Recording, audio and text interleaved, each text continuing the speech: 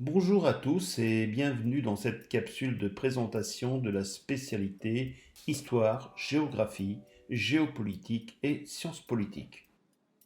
Pourquoi la Russie déploie-t-elle des milliers de soldats à la frontière ukrainienne?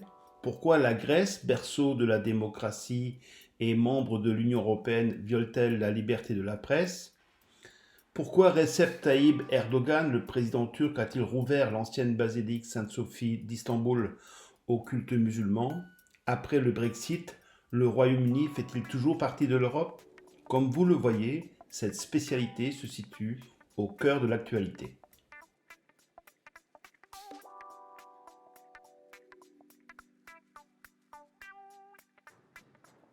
Dans cette spécialité, il s'agira pour les élèves de s'approprier des clés de compréhension du monde actuel à partir de 4 disciplines. L'histoire cherche à analyser notre présent en faisant un retour sur le passé. Il s'agira donc d'étudier sur une longue durée des continuités et des ruptures en soulignant les points communs et les différences entre passé et présent. La géographie permet de comprendre de quelle manière les sociétés humaines ont organisé leur territoire autour d'eux, en privilégiant certains espaces au détriment d'autres. Cette organisation étant le résultat de décisions prises par un certain nombre d'acteurs, il s'agira donc également d'analyser leur rôle et leur influence sur ces territoires. La géopolitique, quant à elle, cherche à comprendre les rapports de force, les rivalités, mais également les coopérations entre les territoires. Ils sont le résultat d'un certain nombre de représentations qui animent les principaux acteurs et décideurs dans ces territoires, mais également le fruit d'évolutions historiques. Les sciences politiques, quant à elles, cherchent à comprendre l'action et le rôle d'un certain nombre d'acteurs politiques dans le cadre d'un État, que ce soit à l'échelle locale ou nationale, mais également leur rôle et leur influence dans les relations que peuvent avoir des États à l'échelle régionale ou internationale.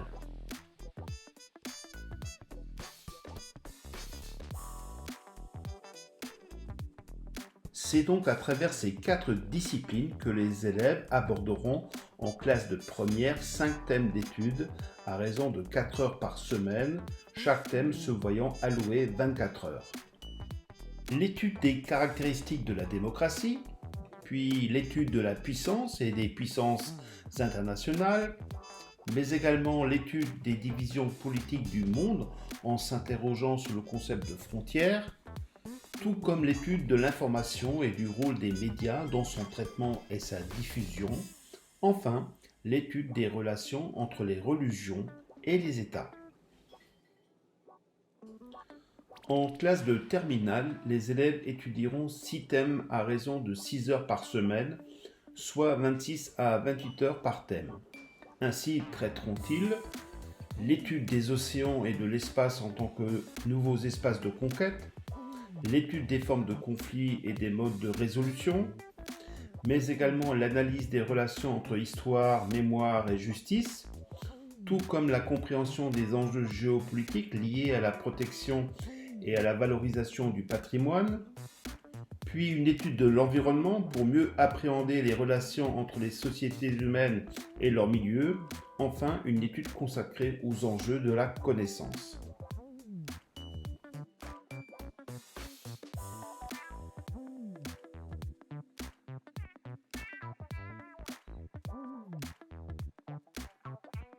Chaque thème est étudié en 4 étapes. En premier lieu, un thème introductif, où il s'agira de dégager les grands enjeux du thème à travers l'observation et l'analyse d'une situation actuelle. Puis 2 axes permettront d'étudier le thème dans sa dimension historique, géographique, géopolitique et politique. Enfin, un objet d'étude conclusif, qui porte toujours sur une situation ou sur une zone géographique contemporaine, à travers lequel les élèves exploiteront les connaissances et les méthodes acquises au cours des 2 axes. Pour mener ces différentes études, les élèves devront mobiliser un certain nombre de capacités et de compétences, comme situer des événements dans le temps et dans l'espace, ainsi que dans leur contexte, Être capable de produire un raisonnement à travers une argumentation ou une démonstration, analyser et interroger des documents de nature diverse pour résoudre un problème, mener une recherche en collectant des informations et en les hiérarchisant par degré de pertinence, enfin, apprendre à travailler en autonomie. Et ceci à travers la production d'un certain nombre d'écrits, comme des dissertations, des analyses de documents, des fiches de lecture, mais également des productions orales sous forme d'exposés, de podcasts ou lors de débats contradictoires.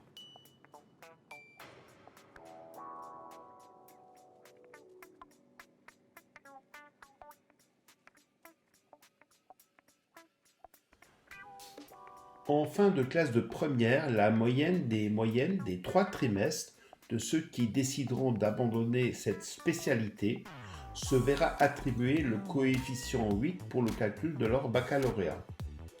En classe de terminale, cette spécialité donnera obligatoirement lieu à une épreuve écrite composée d'une dissertation et d'une analyse de documents, mais également à la préparation d'une question pour le grand oral.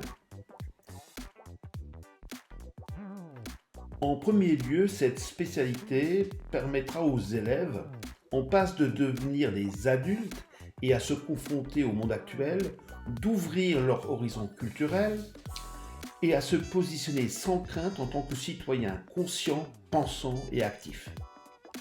Deuxièmement, cet enseignement prépare également les élèves à la poursuite d'études dans de nombreux cursus, que ce soit à l'université, en histoire, en géographie, sciences politiques, le droit, en classe préparatoire aux grandes écoles, en école de journalisme, en institut d'études politiques, en école de commerce et de management.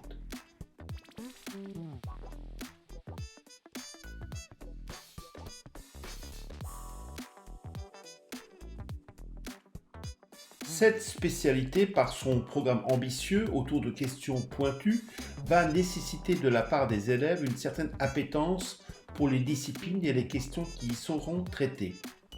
Il s'agira également pour eux de construire un savoir et non pas simplement de le restituer, d'adopter une démarche réflexive autour de questions problématisées, d'élaborer des démonstrations. Par conséquent, une quantité de travail significative sera attendue, tout comme un certain nombre de prérequis en matière de culture générale et de maîtrise de l'expression écrite et orale.